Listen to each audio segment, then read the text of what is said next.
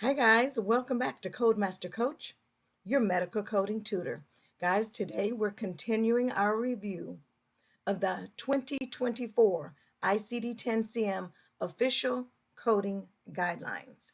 Again, if you have not yet subscribed to my channel, guys, be sure to do so. I'm looking at the numbers on these videos, and you guys don't like teaching videos like you like the motivational type videos, but we got to learn these coding guidelines. These are our rules to coding. So let's continue where we stopped last week. Let me minimize my box.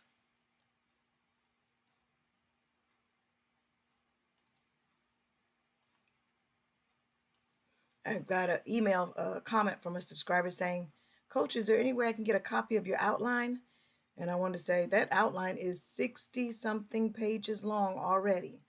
I don't think you want that many pages. So let me find a way to put this outline in a little more presentable outline for you guys before I put it out there for you guys to obtain a copy. Okay, so we stopped last week. We're at 1B, and we're at infectious agent as the cause of disease classified to other chapter. Infectious agents as the cause of disease classified to other chapters.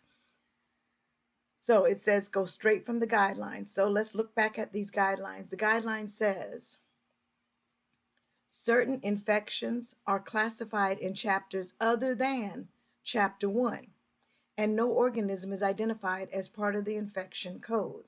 So in these instances, it is necessary to use an additional code from Chapter 1 to identify the organism. A code from category B95, Streptococcus, Staphylococcus, and Enterococcus as the cause of diseases classified to other chapters, B96 other bacterial agents as the cause of disease classified to other chapters, or B97 viral agents as the cause of disease classified to other chapters, is to be used as an additional code to identify the organisms. An instructional note will be found at the infection code advising that an additional organism code is required. That's what I really love about our ICD-10-CM classification. It gives you directions throughout the code book. You just got to know your code book well enough to know that it's giving you these directions. I always tell my students, as you're going through school, you're getting a trained eye. Your eye is now trained to see what a layman, somebody just picking up the code books, wouldn't see. Let me show you. It says here, make sure to identify the infection code as the cause of disease classified elsewhere. It's the B code, not the A code. So again, what that said in this guideline, it says these Chapter 1 codes are to be used in addition to. So if they give you a condition and they say it's due to an infectious organism, but when you go to code it, the code itself for the disease process that's going on does not identify the infectious organism in the code, then it says use an additional code from Chapter 1 that identifies that infectious organism. So let's look at the main term infection in our alphabetic index and then go to subterm E. coli. Now, when you're coding E. coli, you must know that the E. coli, the E stands for, and I'm not going to butcher this word, Escherichia. You got to know that E stands for Escherichia. So if I gave you, for example, notice urinary tract infection. Your diagnosis says urinary tract infection due to E. coli. Now notice when I go to look up urinary tract infection, it's going to give me N39.0 urinary tract infection, but it doesn't identify due to E. coli. So that lets me know I'm going to have to use an additional code to identify the E. coli. So let me show you what I'm referring to. So here I'm in the 2024 ICD-10-CM classification. I'm under the main term infection. Now notice when I'm under infection, I'm going to go to due to, and remember I told you you have to know what E. coli stands for. ESCHERICHIA, E. coli, right there. Now there's an A code, NEC, right there, but because I'm saying that the UTI, urinary tract infection, is due to E. coli, it says here, as the cause of disease classified elsewhere. I picked up that UTI already. That's my diagnoses. So if E. coli is the cause of the disease that's elsewhere, the UTI, then there's my code right there, B9620. I don't pick up that A code because I'm identifying this infection, E. coli, as the cause of disease classified elsewhere. And your alphabetic index says it right there. As the cause of disease classified elsewhere, B96.20. Now notice also, when I went to UTI, looked up infection, urinary tract, it told me N39.0. So when I go to N39.0 in my tabular list, urinary tract infection, site not specified, there, that's the correct code for UTI, but there's a note right there. Use an additional code, B95 through B97, to identify infectious agent. And this is what I always tell my students. Love your code book, and it will love you back with the right answer. If you spend enough time in these code books, your eye is trained to see, oh, use an additional code, B95 through B97, to identify infectious agent. Your code book is telling you what to do. You just got to know to follow it. Okay? So that's what I'm saying up here when I say urinary tract infection. There's a note that says use an additional code, B95 through B97, to identify infectious agent. Your book is telling you to use that additional code. So you know, okay, I need an additional code to clearly identify the infectious agent. All right. Also, let's look at D, infections resistant to antibiotics. Let me go down to D. It should say C, infections resistant to antibiotic. Many bacterial infections are resistant to current antibiotics. It is necessary to identify all infections documented as antibiotic resistant. Assign a code from category Z16, resistance to antimicrobial drugs, following the infection code only if the infection code does not identify drug resistance. So what I did is identify here, I pulled up a copy again of your alphabetic index, and I went down to resistance. There's the main term, resistance. And if it's to a drug, antibiotic, there it is, Z16, all of these. They're identifying which drug. Okay? If it's an antibiotic, Z16.20. If it's multiple, Z16.24. Or if it's specified, Z16.29. But again, all of these here identify just what that guideline says. So your guidelines are directing you exactly what to do. Z16, resistance to antimicrobial drugs. So if I go to antimicrobial, there they go. Z16.30, multiple, Z16.35, and if it's specified, Z16.39. So again, your classification, your code book is telling you what to do. All right, then we get to E, sepsis, severe sepsis, and septic shock infections resistant to antibiotics. So I say go straight to the guidelines. So we're at D, coding of sepsis and severe sepsis. A says sepsis. For a diagnosis of sepsis, assign the appropriate code for the underlying systemic infection. What was the infection to start with? And if the type of infection or causal organism is not further specified, then assign code A41.9, sepsis, unspecified organism. And it says here a code from subcategory R65.2, severe sepsis, should not be assigned unless severe sepsis or an associated acute organ dysfunction is documented. And I says negative or inconclusive blood cultures and sepsis. Negative or inconclusive blood cultures do not preclude a diagnosis of sepsis in a patient with clinical evidence of the condition. However, the provider should be queried. You'd automatically assume that, but we don't assume. Urosepsis, it says the term urosepsis is a non-specific term. It is not to be considered synonymous with sepsis. It has no default code in the alphabetic index.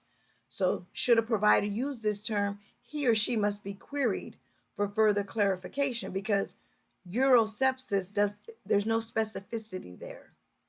And in sepsis with organ dysfunction, if a patient has sepsis and associated acute organ dysfunction or even multiple organ dysfunction, follow the instructions for coding severe sepsis.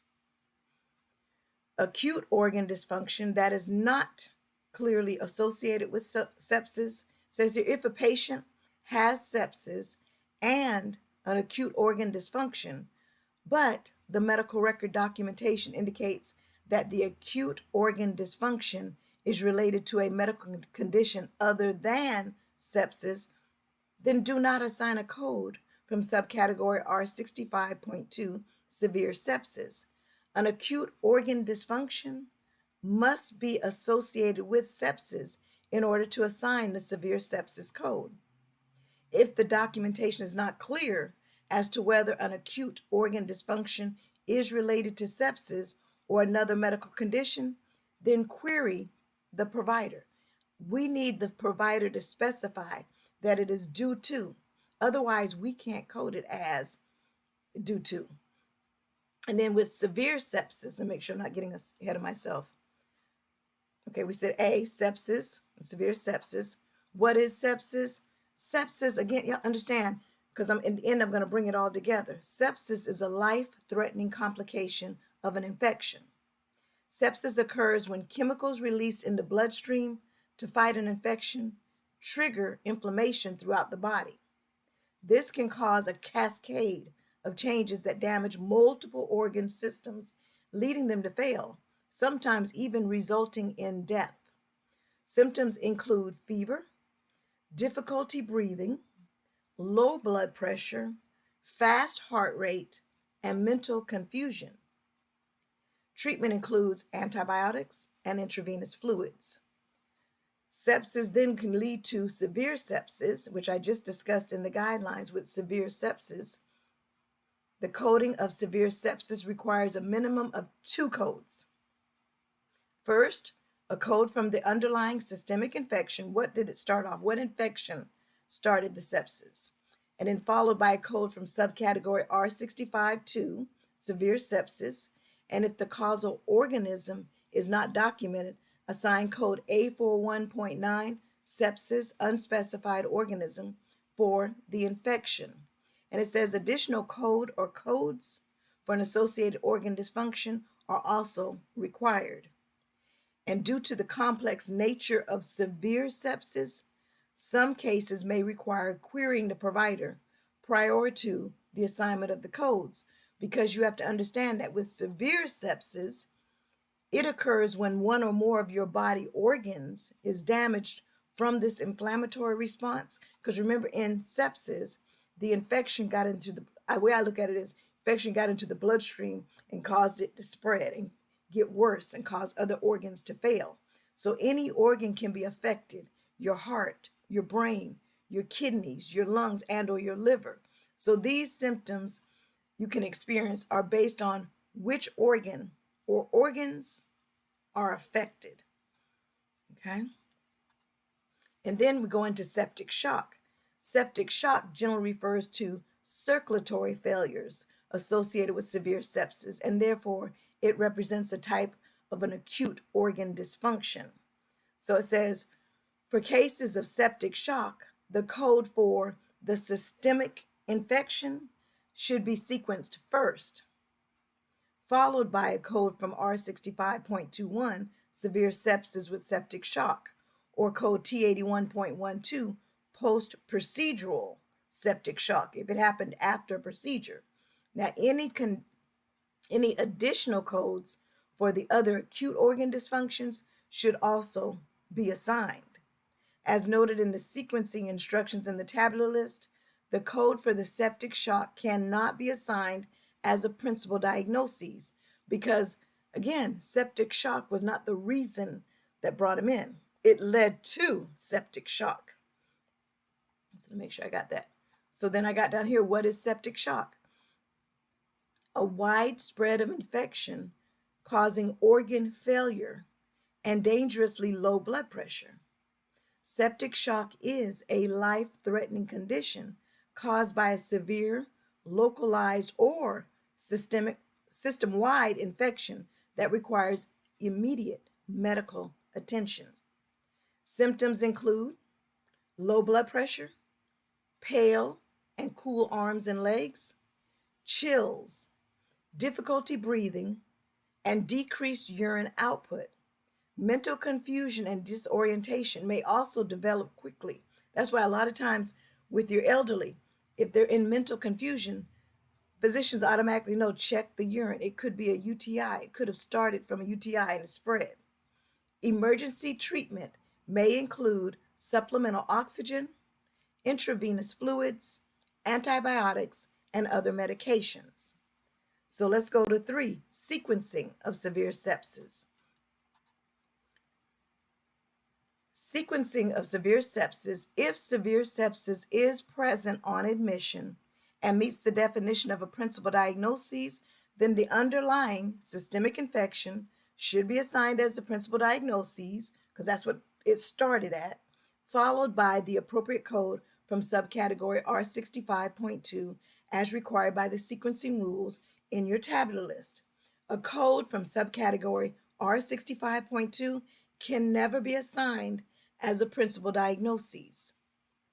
When severe sepsis develops during an encounter and it was not present on admission, then the underlying systemic infection and the appropriate code from subcategory R65.2 should be assigned as a secondary diagnosis. First, identify where it started, what infection led to.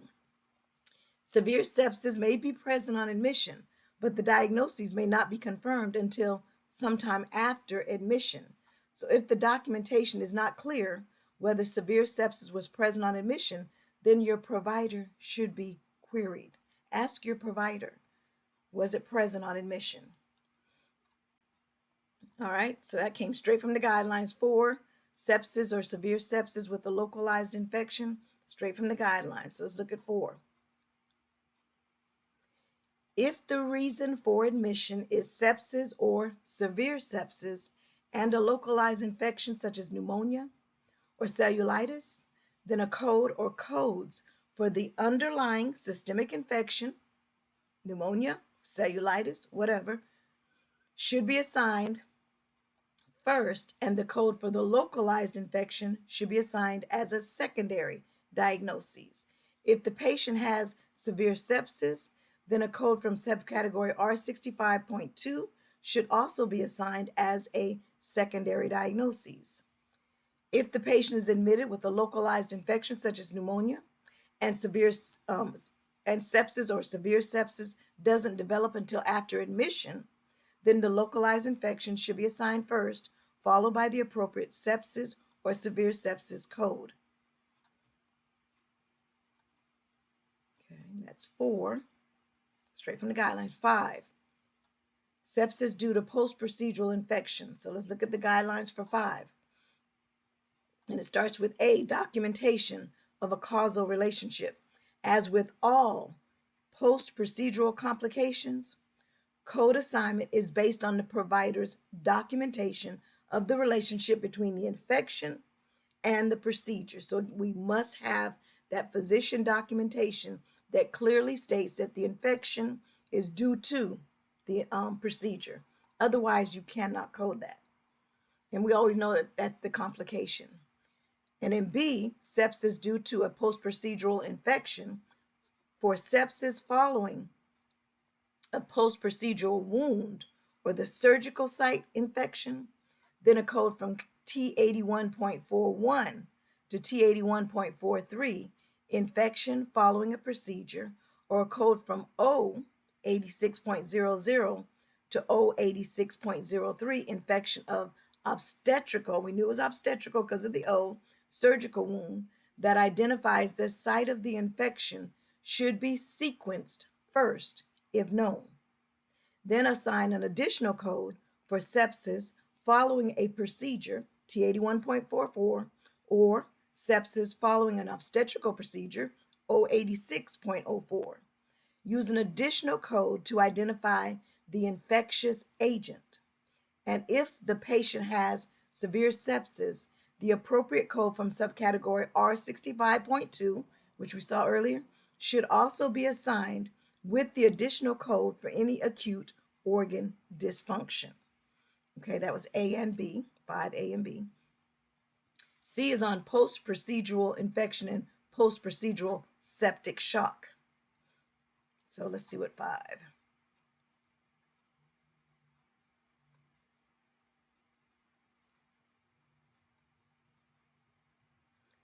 There it is.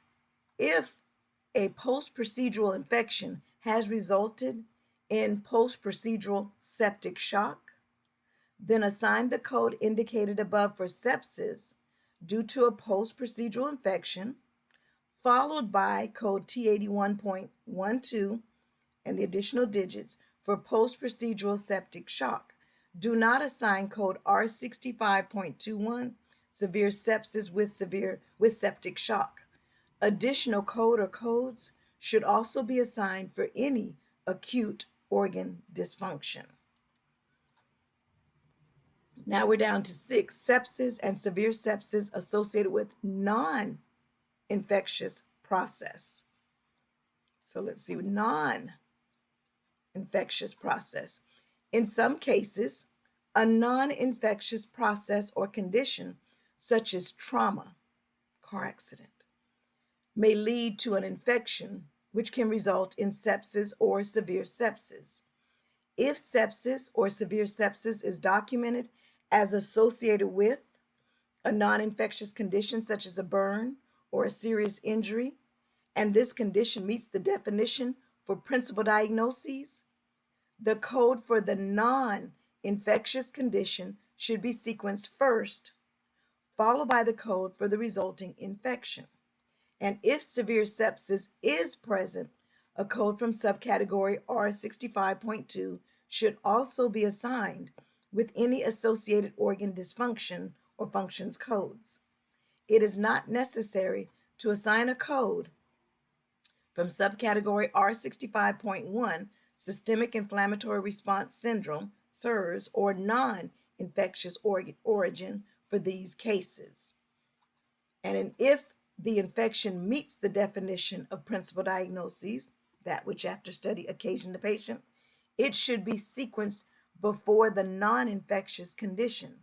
And when both the associated non-infectious condition and the infection meet the definition of principal diagnoses, that which after study occasioned the admission, either may be assigned as principal diagnoses. Only one code from category R65, symptoms and signs specifically associated with systemic inflammation and infection, should be assigned. Therefore, when a non-infectious condition leads to an infection resulting in severe sepsis, then assign the appropriate code from subcategory R65.2, severe sepsis. But do not additionally assign a code from subcategory R65.1, systemic inflammatory response syndrome of non-infectious origin. So make sure I've got all my notes on there for 6, straight from the guidelines. And 7 says sepsis and septic shock complicating abortion, pregnancy, childbirth, and the purpurium, as well as newborn sepsis and hemolytic uremic syndrome associated with sepsis. Well, let me get these two here. Sepsis and severe sepsis associated with a non-infectious process. We covered that. But then sepsis and septic shock complicating abortion, pregnancy, childbirth, and the purpurium, and newborn sepsis those are covered later in these guidelines, which we're going to talk about when we get to complications of abortion, pregnancy, childbirth, and puerperium. What you'll gather is we separate pregnancy, childbirth, puerperium, even abortions in their own category because those codes take precedence over all others. So we'll cover those later in the guidelines. And then it takes us to 9, hemolytic uremic syndrome associated with sepsis. And so you'll see from the guidelines, see it says covered later for sepsis and complicating abortion, pregnancy, childbirth, and the puerperium, and even newborn. Those are covered later in the guidelines. So hemolytic uremic syndrome associated with sepsis, if the reason, and remember we talked about hemolytic uremic syndrome in last Thursday's video, exactly what it is. So if the reason for admission is hemolytic uremic syndrome that is associated with sepsis, then assign code D59.31, infection associated hemolytic uremic syndrome, as the principal diagnoses. And codes for the underlying systemic infection and any other conditions such as severe sepsis should be assigned as secondary diagnoses.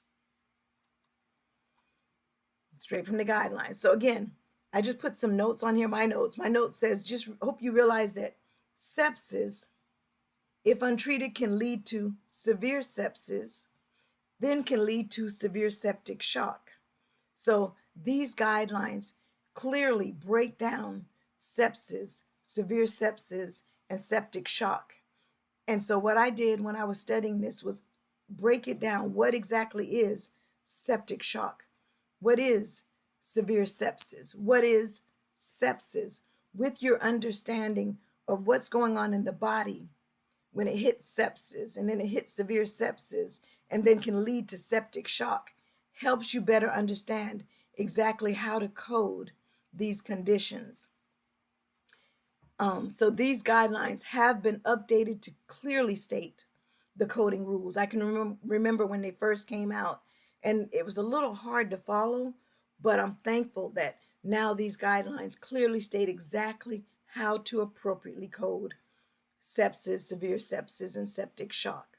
On next Thursday, we will start at E, methicillin-resistant Staphylococcus aureus conditions, which is right here at E.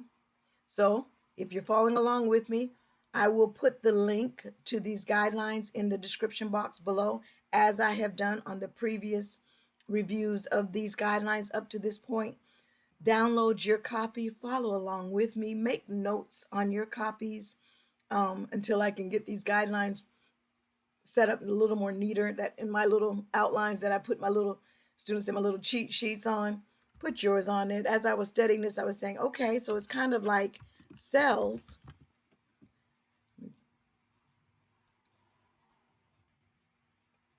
lead to a group of cells form tissues, and we know that a group of tissues form organs, and a group of organs create systems, body systems. So we know the cell is the smallest unit of life. And so groups of cell form tissue. Groups of tissue forms your actual organs, your kidneys, your heart, your lungs, etc. And then a group of organs form your systems, your cardiovascular, your reproductive, your digestive. So same thing with that logic, think of sepsis. When that infection started off as a small UTI or a small pneumonia or any kind of little skin infection, but then when it started spreading and it got into your blood system, it got throughout the body, it led to sepsis. And then sepsis gets so severe, it turns into severe sepsis, where you start having these organs shut down, which then leads the body to septic shock. Your body is really shutting down then. So again, I am so glad that these guidelines have been updated. Follow along with me. Next week, I will continue. Next Thursday, I'll upload my next video on these official coding guidelines. Okay, guys, thanks. I'll see you in the next one.